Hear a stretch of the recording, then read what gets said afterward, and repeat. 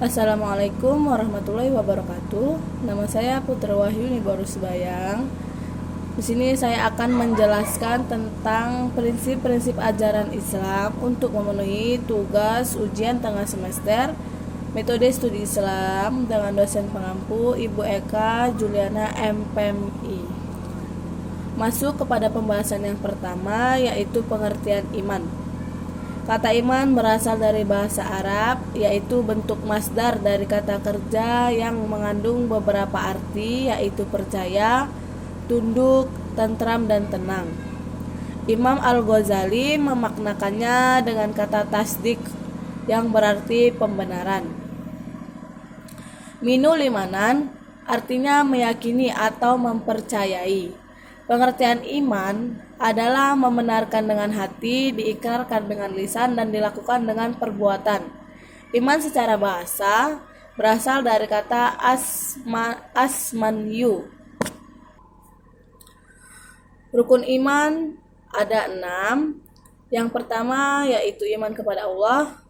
Iman adalah keyakinan. Adapun iman kepada Allah adalah yang paling pokok dan mendasari seluruh ajaran Islam, dan ia harus diyakini dengan ilmu yang pasti seperti ilmu yang terdapat dalam syahadat.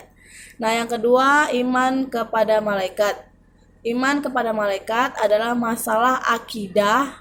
Yang kedua, sesudah iman kepada Allah Subhanahu wa taala. Yang ketiga yaitu iman kepada para rasul. Berarti mempercayai bahwa Allah telah memiliki di antara manusia menjadi utusan-utusannya dengan tugas risalah kepada manusia sebagai hamba Allah dengan wahyu yang diterima dari Allah. Nah, yang keempat yaitu iman kepada kitab. Allah menurunkan wahyu berisi petunjuk-petunjuk suci kepada para utusannya. Kitab-kitab adalah yang wajib kita percayai, ada 4. Yang pertama Taurat, Zabur, Injil, dan Al-Quran. Yang kelima yaitu iman kepada hari akhir. Kita wajib percaya pada datangnya hari akhir. Yang keenam, iman kepada qada dan qadar. Qada artinya keputusan perbuatan atau pelaksanaan. Sedangkan qadar artinya hinggaan. Sebagian ulama menanamkan takdir itu qada. Dan qada itu takdir atau qadar, jadi segala sesuatu terjadi dengan kodrat dan irodat yang sesuai dengan qada dan qadarnya. Masuk kepada pembahasan yang kedua, yaitu pengertian Islam. Secara etimologi atau secara bahasa berarti tunduk, patuh, atau berserah diri. Adapun menurut syariat atau terminologi, apabila dimutlakan berada pada 2 pengertian.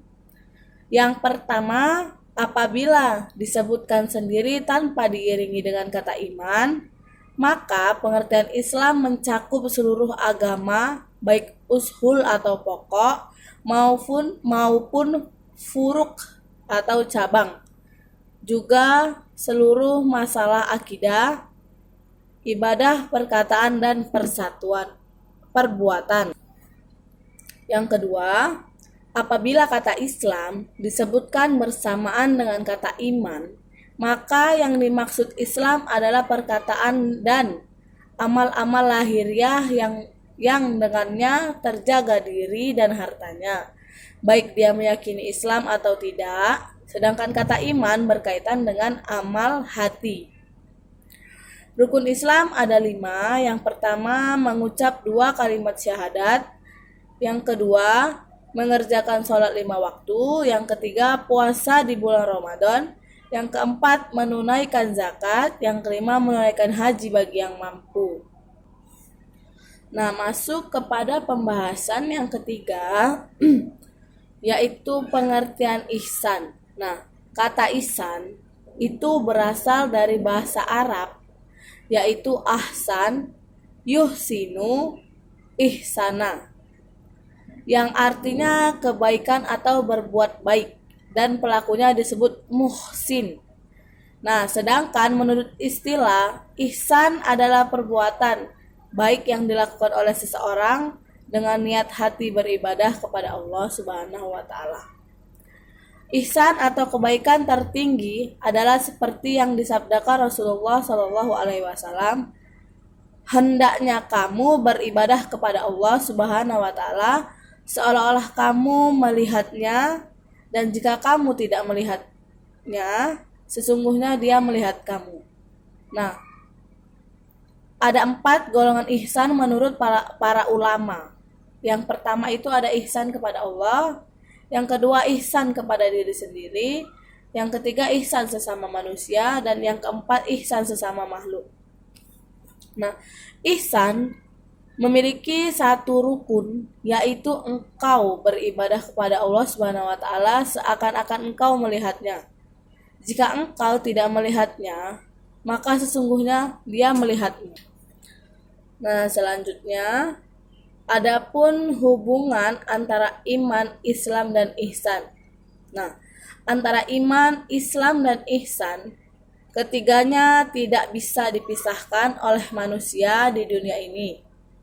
Kalau diibaratkan, hubungan di antara ketiganya itu adalah seperti segitiga, sama sisi, yang sisi satu dengan sisi lainnya berkaitan erat. Segitiga ini tidak akan terbentuk kalau ketiga sisinya tidak saling mengait.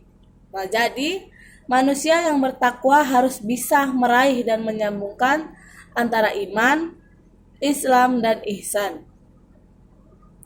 Iman, Islam, dan ihsan dapat dibedakan, namun dari segi prakteknya tidak dapat dipisahkan. Satu dan lainnya saling mengisi. Iman menyangkut aspek keyakinan dalam hati, yaitu kepercayaan atau keyakinan. Sedangkan Islam artinya keselamatan, kesentosaan, patuh, dan tunduk. Sedangkan ihsan artinya selalu berbuat baik karena merasa diperhatikan oleh Allah. Beribadah agar mendapatkan perhatian dari Sang Kholik, sehingga dapat diterima olehnya, tidak hanya asal menjalankan perintah dan menjauhi larangannya saja, melainkan berusaha bagaimana amal perbuatan itu bisa bernilai plus di hadapannya. Sebagaimana yang telah disebutkan di atas, kedudukan kita hanyalah sebagai hamba atau budak dari Tuhan. Sebisa mungkin kita bekerja menjalankan perintah untuk mendapatkan perhatian dan ridhonya. Itulah hakikat dari ihsan. Nah, selanjutnya apa saja sih prinsip-prinsip Islam dalam mewujudkan kesejahteraan sosial? Nah, 5 prinsip atau aksioma etika bisnis dalam Islam dapat diadopsi menjadi konsep dalam Islam, yaitu tauhid, keseimbangan atau kesejajaran, kehendak bebas, dan tanggung jawab. Selanjutnya, mengapa nilai ajaran Islam dapat diterima oleh masyarakat dengan mudah? Nah, alasannya mengapa agama Islam mudah diterima penduduk Indonesia atau Nusantara, yaitu Islam masuk ke Nusantara dengan jalan damai. Nah, syarat masuk Islam itu mudah, yaitu dengan mengucapkan kalimat syahadat. Asyhadu alla ilaha illallah wa asyhadu anna Muhammadar Rasulullah.